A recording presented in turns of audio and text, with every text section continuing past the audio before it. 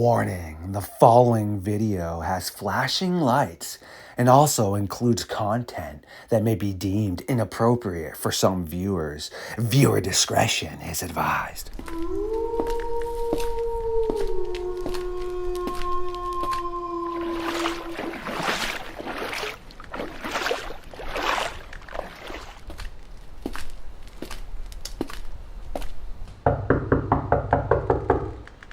Robert Prevost, one of the members and scientists for the North American Dogman project. I always do love talking science, and thank you for awakening me as you found your way into the fox den.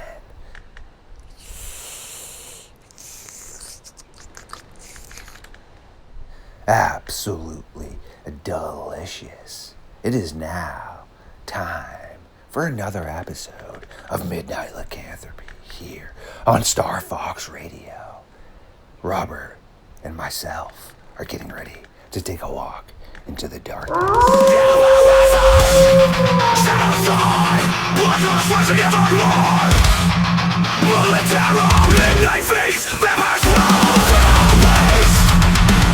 stood up. I said, oh my god, it's a werewolf, and everybody in the car freaked out.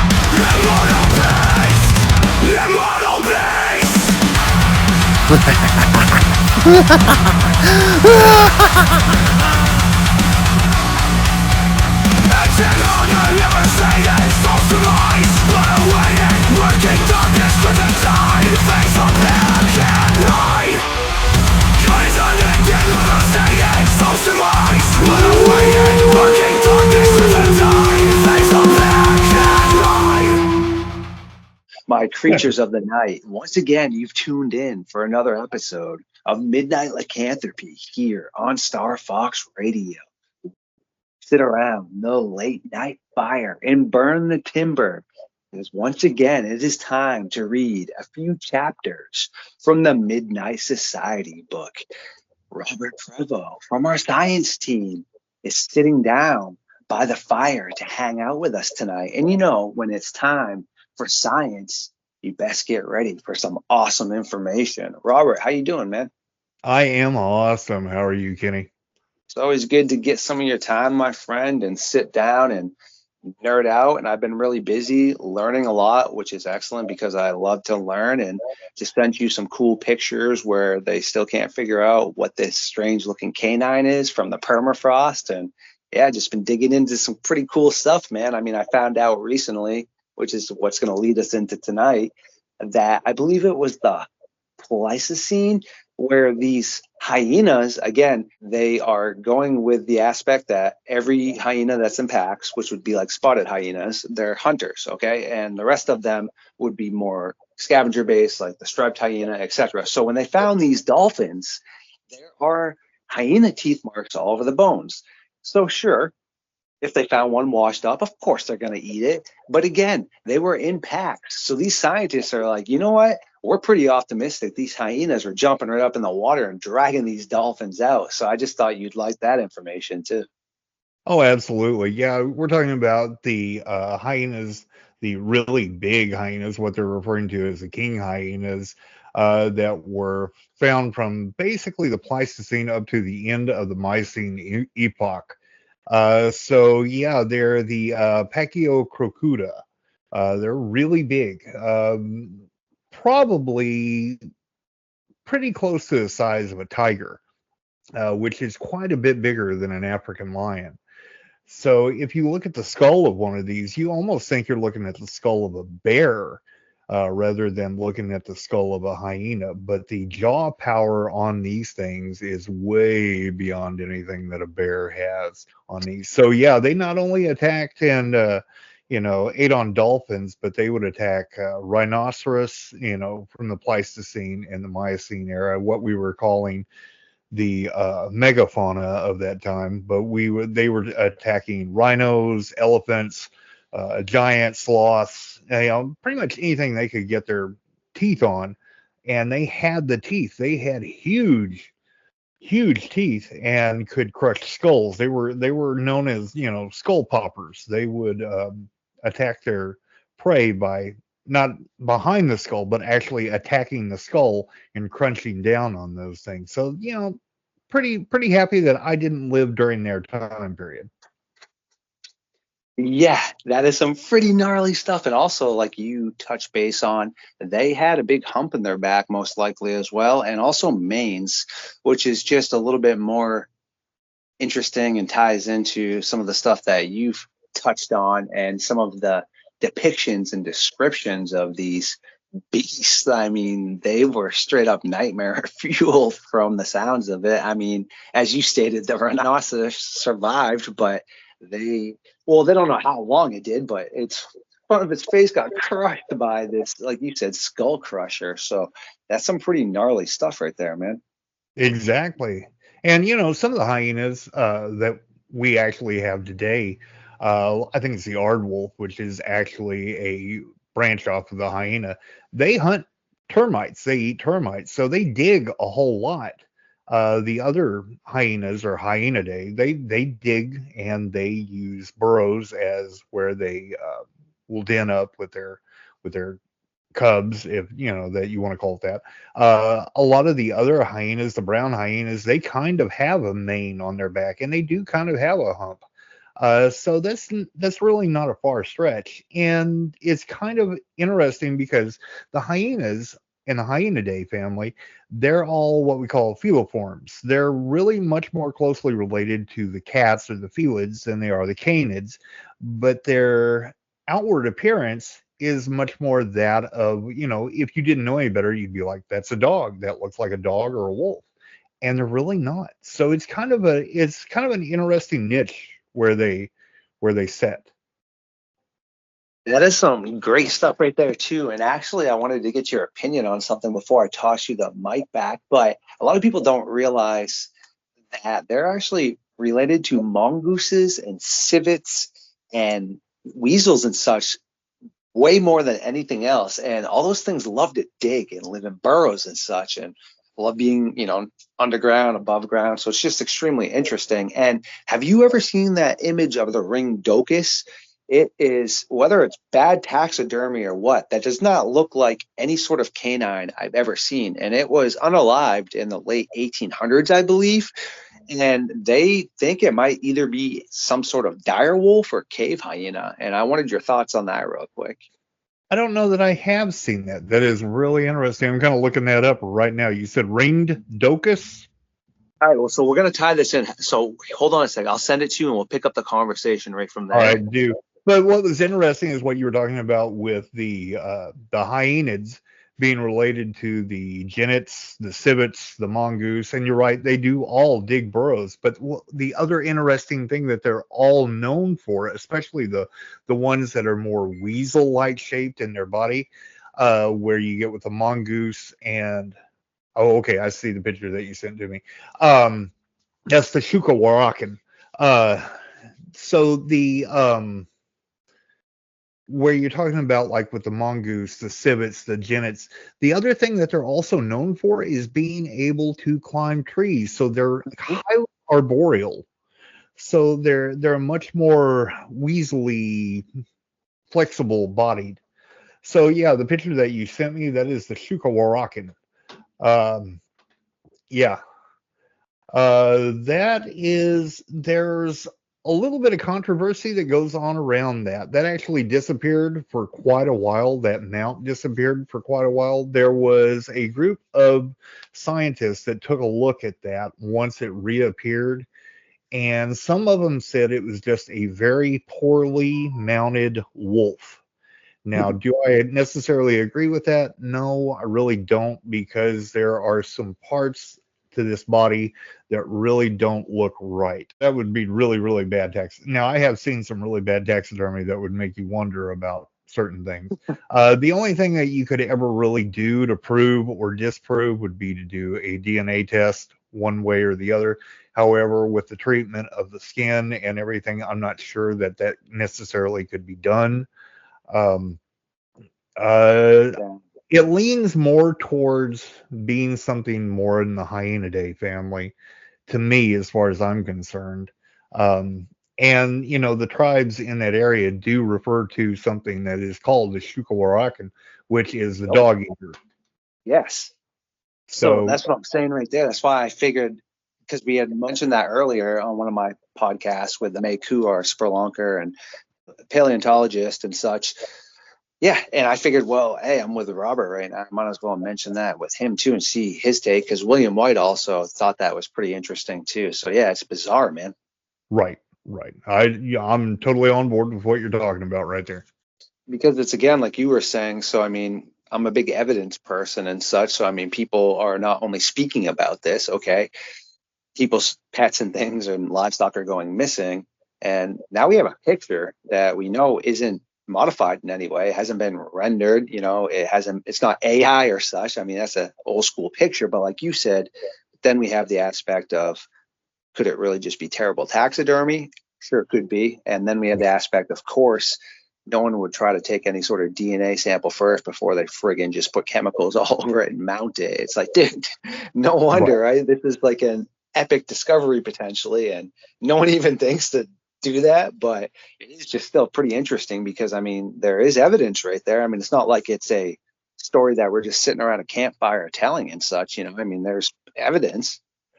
Yeah, yeah. And there have been other animals that are very similar that have been taken since then.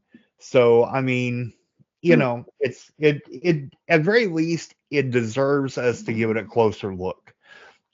I'm not saying one way or the other, as far as whether it absolutely is something or it is just a wolf, but it does deserve a much closer look. I think we don't need to just discount it right away. I love that you said that, man. Preach, because I am in full agreement with you. It's definitely bizarre, and it's one of those things that it can't be proven to be faked. No one's been able to do that yet, but it's there. There's the image, and if everyone still wants to be, hey, whatever images, I'm okay with that too. But then you have the indigenous cultures that are really scared of this thing and speak about it and seem to know what it is and definitely blatantly know the differences between other animals, which is fascinating because if they were to be, say, confused by other animals and such, sure, I would understand that. But it's like with the Jabba Fofi when they go down there and they show all the tribal members down in Africa and the Congo was parts of that area and also in Vietnam, etc. Well, they know exactly what the heck the dang Jabba Fofi is, and they know what tarantulas are, and they know what all these other things are, but they point right at the supposed depiction that they've drawn and others have drawn of the Jabba Fofi. So it's straight up bizarre because, yeah, you got the images, but then you got all this aspects of documentation of people living in the forest, losing pets and such, and they had to have known the difference, man, between bears and wolves. So it is fascinating. But I'm going to throw you the mic back, man, because we were diving into some stuff that, well, first off, to the audience, it's great because as soon as I figure out this stuff, I text Robert, right? But he's already seen it. So again, I'm going to give these channels a plug. I don't have any affiliation with them. I love them. I wish I could, but Extinct Zoo is a great channel that dives into prehistoric stuff, and I trust them now where I don't need to fact check them. But in the beginning, I would, look out and look everywhere else, and bang, there's everything they spoke about. Beautiful stuff. And then you have Highly Compelling and North O2, which is about prehistoric man and woman and evolution aspects. So they are beautiful channels. But it seems like every time I find out something awesome and I think I'm gonna, surprise Robert. He's like, yeah, dude, I was just watching that earlier or something. I'm like, oh crap, he's already beat me to it. So actually some of the stuff we're gonna talk about tonight is from Extinct Zoo that really got me interested in doing my own research. So I want to throw you the mic back, man. It is funny because I remember the day that you sent me that you were like, dude, have you checked this out? And I'm like, man, I just literally watched that morning that you sent me that. I was so excited to watch it, and I thought it was, such kismet that you had sent it to me, and I was like, man, I was actually thinking about sending that to StarFox. Right? Great minds think alike, they say, eh? Exactly. But, and it kind of links in with everything that we were talking about, especially when you start looking at the really heavy jaw of this creature. And whenever they mention that, they pop the heads off, And we start to look for evidence whenever we're talking about with Dogman and Dogman attacks, especially on, cattle and other animals and stuff. And we start to notice that there's heads missing, decapitations, and the limbs being torn apart, and it looks like this crushing force that's been brought in. So yeah, we start to look for those common denominators, and that's a common denominator that's shown up in this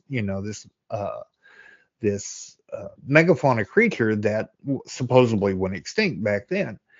And, this isn't the only creature that we kind of look at that hasn't necessarily or may not have gone extinct. There's others like the ground sloth. There's been stories out of South America that maybe the giant ground sloth is still alive down there. So there's a possibility that these things maybe were still alive up north. The whole Dogman thing kind of started around Michigan area, but not necessarily. It could have come up from Canada's area and worked its way back down. And the reason it may have worked its way back down is because of an absence of other predatory animals. As we started to wipe out predators, wiped out wolves, wiped out coyotes, wiped out bears, you had this vacuum where predators were allowed to come back in. So nature doesn't like a vacuum, so it starts to bring in these other predators. So one of two things will usually happen. Either predators that already exist in another area are going to start to work their way in, or you're going to start an evolution in an already smaller predator that's going to work its way up. So one of the two is taking place. So I kind of lean toward these things that work their way from way up in Canada and start working their way down. Again, that is absolutely excellent stuff. And I am going to probably fail again in regards of teaching you something, but I want to here in a second. But I tend to think that it started up probably in Canada, like you said, because everyone wants to say the Michigan Dogman is the first time in modern day times that the Dogman was spotted, and it actually wasn't. I mean, I would love to talk more about it sometime with you, but I have cases in Maine that are 20 to 25 years prior to the first Michigan Dogman sighting, which would say that it was occurring way before then. And we are up near Canada. And if you look at the placement of Michigan and such, where it would align and come down, well, you have Toronto right there, and then we have Montreal near us. So yes, I would probably assume, and assumptions aren't always good, that it would come down from that area. And now what I wanted to say is recently they found what they believe, still trying to figure out, they know it is part of the Tyrannosaurus family, but they are leaning towards the fact that it is actually almost like a Tyrannosaurus Rex itself, not part of the family, like a subdivision of it, just as large, but it chose to go to the north while the others went south. And in the North Pole is where this beast lived, and they believe that it was white like a polar bear, and they have evidence supporting that it was covered in fur. And that's just really super interesting as well, because obviously everything starts off in a warm area, but then you get things that branch off, like the snow monkeys, Siberian tigers, snow leopards, but those obviously all started off in warmer areas. And same thing with this Tyrannosaur. Instead of going down to other areas, it decides to go to the North Pole, where it's pretty much the apex predator, and there are herbivores and such up there, and it doesn't have really any competition. I mean, it's got the cold winters and such, but yeah, interesting. Oh, absolutely. You have to think of the span that dinosaurs were on the planet compared to the span that mammals have been on the planet. And you look at the evolutionary process that mammals have gone through in such a short window, and we think, okay, well, mammals accomplished quite a bit as far as being able to cover the globe. And then we look at dinosaurs, and we have this false idea that dinosaurs are lizards. They're not lizards. They're not, dinosaur means birds, correct? Dinosaur is a misnomer. It's a horrible name for these things because it means terrible lizard, right? Yeah, they're not lizards. They're much closer to being birds. So in that evolutionary time frame that they were on the planet, there is no reason that they could not have evolved over that period of time to live in much different climates. And so you could have had dinosaurs that would have evolved, they evolved feathers. Feathers then evolved into fur, which evolved, into different things. So yeah, there's no reason that that couldn't have happened at some point. We're limiting evolution and limiting science because of what we're limited with on our own knowledge, and which is really foolish. So all we need to do is just kind of back off, open our minds a little bit, and say, okay, that's a possibility. I don't know why we're so afraid of the possibilities on stuff like that with science. Science has never been limited. It's the scientist that is limited because we There don't it ask the is. question. Love it, man. Preach. And actually, I got something pretty interesting too. Well, three things that I would like to get your opinion on. But the first, before it eludes my mind, is we were speaking recently with some other individuals, and they are very scientific based as well. And they're not part of the North American Dogman Project, but they're super smart. And well, I am starting to think that this should be bumped up to a theory, not just a hypothesis. But we all do know cave systems connect all across the United States, all across the world. Okay. Right. People don't have to sit here and listen, go look for yourself. It's proven by science that there's layers to Earth. Okay. I mean, there's cave systems underneath us, whatever.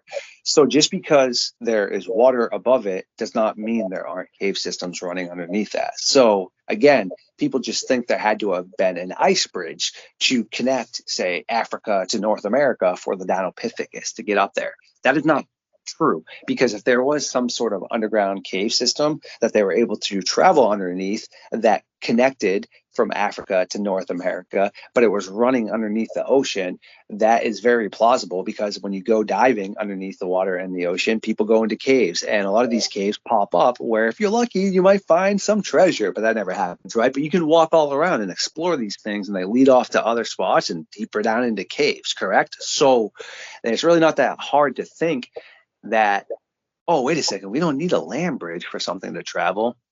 That's absolutely true. We don't necessarily need that. I mean, if you look at the Native American stories, and Ryan Tremblay would be much better on this one.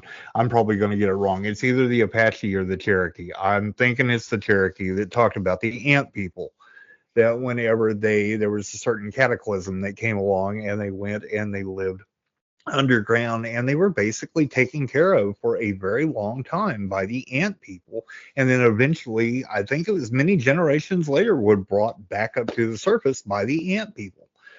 So they lived in these caves and everything. So we know that, yes, definitely there are a lot of caves. There are actually oceans that are underneath the ground, not just Yeah. lakes that are in caves, but actual oceans that are underneath the ground. There's a lot of things that we don't understand about the Earth. We think we understand because certain parts of science tell us that it has to be that way. Certain things are disproven, reproven, changed, and theories change. It's all okay. That's a part of science. We go through that. We learn things and we come up with theories. We get disproven. It's all a part of evolution of science. So yeah, there's always a possibility that Gigantopithecus and different things like that may have possibly moved through cave systems and did things like that. As far as my theories on Sasquatch, I lean more toward it being possibly something multi-dimensional, maybe something more of a primitive type human, something in there. I don't know. I don't. I have a problem with Gigantopithecus. I think it's a little bit of a stretch for it to be Gigantopithecus with Sasquatch. I know a lot of people really like that one. Even in the scientific community, even friends that I have are really hooked on that one. And I don't knock it one way or another. Everybody's entitled to their own views and everything. But yeah, there's always a possibility, and it could be a lot of things like the what are we talking, pale crawlers, stuff like that could use these cave systems. That we don't know. Maybe Bigfoot uses them. Maybe Dogman uses them. Maybe other things use them. We're just now looking at, with the UFOs, the UAPs, the aliens. We're getting some confirmation of some kind that these things are actually down in the ocean. So who knows what tomorrow's going to bring? Great stuff. And I mean, why wouldn't it be? We know less about the cave systems than we do the ocean and outer space, and we know absolutely diddly squat about those. So mind-boggling for sure. And before we also dive into some more of the interesting potential Dogman aspects, I have something else I'd like to grab your opinion on real quick. Two things, actually. One, like you said, everyone assumes that reptiles and things don't think articulately and don't have the comprehension of what's occurring. And I like to deal with facts, and I can fully deny that. Wait, what do you mean, Star Fox? Proof. Go ahead and look it up yourself. Saltwater crocodiles, you cannot go down to the water at the same points in time throughout the day. You cannot camp in the same spots. You need to mix it up all the time because this supposed stupid lizard has the comprehension of understanding what something does, and it learns the pattern of it. That sounds pretty damn smart to me, man, because if you're not intelligent enough, you're not going to learn someone's pattern. But wait a second, we're big bad hominoids that are so smart, and here's this dumb lizard. Well, it seems pretty smart to me. Oh, absolutely. All your crocodilians have been around for millions of years longer than humans have been around, even millions of years longer than mammals have been around. So don't get too egotistical and let your hubris get out of check, because these things are apex predators for a reason. Right, exactly. And again, another one real quick before I, talk about the other thing I wanted to is great white sharks. Again, a lot of people were like, oh, they can't think, etc. You want to see how many videos where they're turning their eye sideways out of the water to look all around? Ooh, seems to me like they're understanding and comprehending what's around them. Why do they sit there and look at the boat and realize, hey, I know there's something up there? Why do they then decide to now start nudging people and their pets off of kayaks? That seems pretty smart. They're obviously like, oh, okay, yeah, this dumb bozo sitting on this little piece of whatever this is, and I'm just going to blow him off. Okay, that seems pretty smart. And Komodo dragons is something I wanted to ask real quick. Is obviously they're not dragons, and as far as I know, they're lizards, but aren't they also somewhat lineage related to dinosaurs? I believe they're the oldest ancient lizard left, correct? Yeah, they're of course the biggest of the monitor lizards. The monitor lizard is the oldest lineage of that kind of lizard, and they're one of the only lizards really that has a basic venom, other than the Gila monster, which has a venom too. Their venom essentially, like I said, it's a really basic venom. It Like E. coli, right? Infects you and slows you down, bacteria. It creates blood poisoning is what it does. So, and it happens really fast. So they're really smart, and they know that they have this. So it's kind of a weird thing that they know that they have. Evolution works in really weird ways when you think about it. So let me touch on this, and then I'm going to kind of go back to sharks for just a second, because there's something kind of weird about sharks and evolution. So with Komodo dragons, they have this toxin that's in their mouth. So they bite on something and they let it run. They don't worry about it. They walk after it. And they know that the faster this thing runs, the faster its blood pumps, and the quicker it's going to go down. And when it goes down, they start tearing it apart. Real life zombies, man. The slow-mo. Basically, yes. Except you don't get a chance to turn into a Komodo dragon. But no matter where you go, it's there. Like, there's no getting away. So what's really weird about sharks and the evolution of sharks is if you look down, straight down into the water, and the shark is traveling parallel with what you're looking at, you're never going to see that shark, because the top of the shark is the same color as what you're looking down at. If you're down underneath, and let's say you don't have the light to silhouette that shark, you're never going to see that shark, because the coloration of the shark, again, from the underside, is the same color going up. That's why sharks have two different colors on them. So it's weird that evolution worked out that way, because you would think sharks would just be one color. Tigers have the same thing. Zebras have the same thing. And it's almost like it was done by an intelligent person or someone who decided, they need stripes, they need spots, they need different colors, because something on its own, you don't understand why it would come up with that color variation to work for it or work, in its favor. And, of course, it's selective evolution that would do that. But think of the millions and millions of years and the trial and error that had to come about for it to reach those certain colors just for a whole species to do that. Blowing up the mind right there. And it's absolutely epic, really, when you think about it. And It this leads is. me into yeah, it's mind blowing, fascinating. And it leads me into my next question, too. I know in modern day times, they're both just as intellectual. I mean, if someone wants to say a feline or a canine, they're both smart in their own ways. I don't think one's smarter than the other one. But if No. you look in the past now, what I wanted to ask you is, especially in the La Brea tar pits, they find way too many saber-toothed tigers, and they would just keep jumping in over and over again. They haven't found that many of these dogman potential relatives we speak of. They haven't found many of those in there, and they also haven't found many canids at all. It really honestly seems to be mammoths and felines. Mostly, I mean, occasionally they found a couple cave lions, and they have found canines in there, but it's literally mostly mammoths and saber-toothed cats, which leads me into, what are your thoughts on that? Which one do you find, I guess, would be more intellectual in general, prehistoric times and now? Well, it could be that the saber-toothed cats were primarily the ones that they found in there because they were so desperate for food at that time that they were willing to jump onto these mammoths. And it could be that the mammoth was their primary source of food. So those two things could be a reason why they were on there. I'm sure that as time has gone on, each one of these, I mean, I'm sure that felids today are much more intelligent than the felids back then. However, the Yeah. felids back then were much more powerful than the felids we have today. So, it's kind of the Hulk versus Bruce Banner.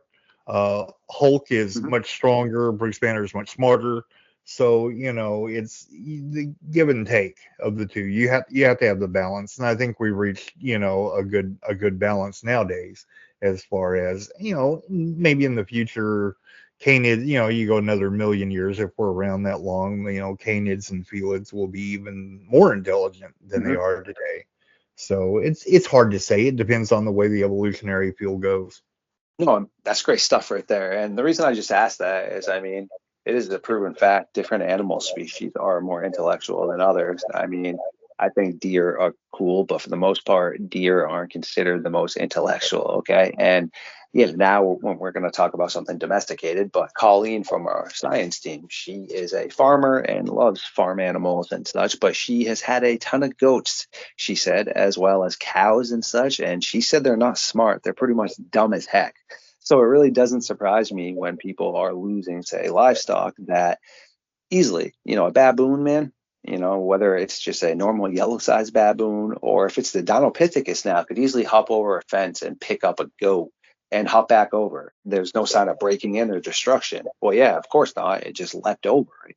Which is super interesting as well. And I guess as we're going to start tying this up here, do you feel like when we're looking at the Dogman here, if it's going to be more of all of the above, or it's going to fall more into the category of potentially bear-based, canine-based, hyena-based, or even, I guess, feline-based. And the reason I say that is you have the Wampus cat, which there is potentially an argument that that could be a female dog woman as well, but it seems to be a little bit more feline-ish.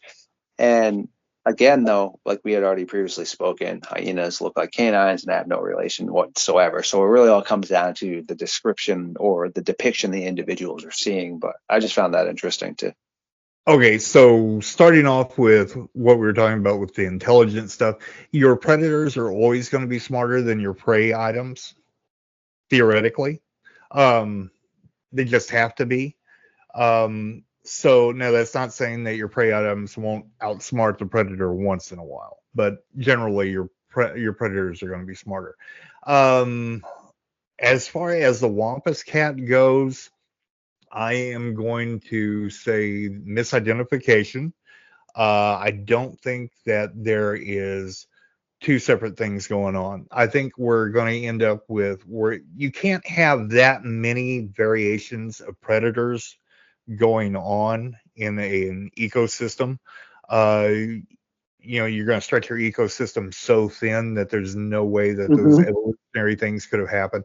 I think Dogman and Wampus, if it's, these two bipedal things, I think they're exactly the same thing. I think one was misidentified. I think they're all falling within the Dogman genre. I'm going to go out on a limb. I'm going to say that it is all very close to the hyena. I don't think they're canids. I think it's going to fall within. It may not even be truly hyenid. They may be something much more ancestral based that has evolved. So like what we spoke about tonight, because technically they messed that up a couple times where they're like, oh, well, I guess it's not a hyena. Yeah, it is. I guess it's not. Yeah, it's still the king of the hyena. So that makes sense. Right. So whenever you get in, to the canids and the different ones back there, the canids, the felids, and everything, where they all originated from. I think you're looking at somewhere within that ballpark figure, because you have a lot of common denominators as far as morphology that comes out of that. So yeah, it's going to be somewhere in that ballpark figure. That's why a lot of these seem to look like a hyena, seem to move like a hyena, sounds like a hyena, also kind of looks like a dog, kind of looks like a cat, similar things like that. I'm going to go with much more hyena based on that. So that's I also am of the opinion that the Dogman name is a poor misnomer anyway. I think we could do better on a name, quite frankly. But yeah, I would rule out felids and canids definitely. I think we're looking at something that's much more hyenidae based. Man, that's great stuff. And actually, Ryan Tremblay is going to be starting up his podcast again and such, and he wants to get myself on there with you, and also you want me on your podcast, which is great because only here on Midnight Lycanthropy and Star Fox Radio is where I really try to keep all my Dogman stuff. I don't talk about anything else unless it ties into that, but y'all's shows and also Stories for Bedtime, which is a podcast that I do with Brian Barber and such, I'm able to talk about things that are not Dogman related, which is something that don't do research on. This is just things that are all in my brain over time, whereas I actually, actively research and try to figure out what's going on with the Dogman. But as we tie this up, this is going to be something that's going to be great for us to talk about more, but I do want your quick thought right here. But I think, again, like when we're talking about with the Dogman, how people miss it's a bad name. I think same thing with Sasquatch and Bigfoot. And the reason I say that is there is a lot of quality evidence supporting that some sort of Neanderthals still exist up in the mountains and in caves and such. And if you look at a lot of the descriptions of, say, Sasquatch and Bigfoot and the differences in behaviors and the differences in height and etc., well, there definitely, in my opinion, is a little bit of both going on. Because if you were to see a Neanderthal man, I'm not saying you or any of us, and they were wearing, or a Neanderthal female, a bunch of fur all over them and such, from a distance, they could look like a big hairy person, okay? And their noses do look different, etc. Interesting, but they didn't tend to necessarily be as big as some of the descriptions. But then when you hear like wood knocking and bending of branches, etc., well, that's also primate behavior, which doesn't mean prehistoric, humans wouldn't be doing that as well. But that's things that gorillas and orangutans do. So I think there's a lot going on. I believe that there is these remnant Neanderthals that are occurring out there, which would be more human-based, which could explain how there could be some sort of communication with people when they say there's like a sign language and such. But then also recently, this is so cool because I love learning, they have been finding more Gigantopithecus bones. And they found some more molars, a part of the jaw again, and also connection with the spine, where they are very optimistic this thing was bipedal. And it could be anywhere from 10, 12 to 14 feet tall. And they believe that no different than modern day humans, when we started consuming meat and such, we were forced, or we could have just done it on our own, but most likely we were forced to have to adapt to what we were consuming. So then we interjected meat and such into our diet with not only vegetables and grains, Well, even though the Gigantopithecus teeth were more designed, such as ours, if they were forced into an area and they were losing their population and such by modern day humans, they would be forced to also become omnivorous as well. And that would explain some of the differences in the size and behaviors and such. And I just find that to be fascinating and just wanted your opinion real quick. Oh yeah, yeah, that would definitely be something that would define their ability to survive. Your animals that show adaptation and the ability to adapt are the ones that are going to survive. So your omnivores, your bears, your apes, your monkeys, different ones that are allowing themselves to eat a variety of different things to exist in different ecosystems. Yeah, they're the ones that are going to survive. They're going to move on. They're going to procreate. They're going to spread their population throughout the world. Definitely. So yeah, that's interesting stuff about Gigantopithecus. Sweet, my friend. I appreciate you. It's just one of those things, like I always tell people before we tie this up, is I am always willing to sway my opinions about things, okay? I am not always just going to be into a corner about something. For example, like when I was debunking the Loch Ness Monster, all right, all the things I was saying are from brilliant minds such as yourself, Forrest Galante, all these beautiful scientific minds that are showing me reasons why it's a hot piece of turd, okay?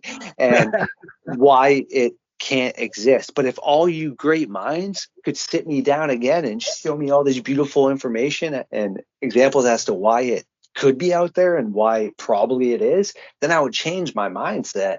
But that evidence isn't there. So that's why I just always try to stay scientific based, and people get upset about that. But that's just really why I appreciate sitting down with individuals such as yourself, because you have a very scientific mind as well. And just trying to figure out stuff, we got to start with what makes sense first. And things do make sense before we start to step outside the box, you know? Right, right. Try to work within the box and establish, your groundwork. There's no reason you can't step outside the box and think with an open mind and think. I mean, you look at me. I'm a very scientifically based guy, but I'm the guy that steps out in the woods and says, okay, this is why I'm here. I mean, I talk to the forest. I'm here to not offend anything. And, this is what I want to do. And if you will allow me to see something. So I'm also a very spiritual person. I believe in the Fae. I believe in trolls. I believe in things like that. But I'm looking for evidence. Do I go around and say, well, hey, you know what? I ran into a troll yesterday, but I got no evidence. No, I don't. I'm the scientific person. If I ever find evidence, irrefutable evidence of things like that, yeah, I'll present it. But I'm not going to take pictures of shadowy, trees in the forest and start drawing rings around them and see this troll right here. See how and his name's Fred, and so and I'm not picking on people. I'm really not. I'm poking fun at myself and other people. There's nothing wrong with science. There's nothing wrong with asking for evidence. It's not being a bully. Science, cryptozoology, looking for monsters, the paranormal, things like that. This isn't a religion. We're not asking you to believe in something just based on faith, and you shouldn't believe in it based on faith. You should ask for proof of these different things, and there's nothing wrong with that. Every one of us should be asking for proof and evidence. Absolutely epic. I do appreciate every single one of you. And if you did make it this far tonight, you truly are a legend. Please like, subscribe, comment, and share my stuff to the algorithm.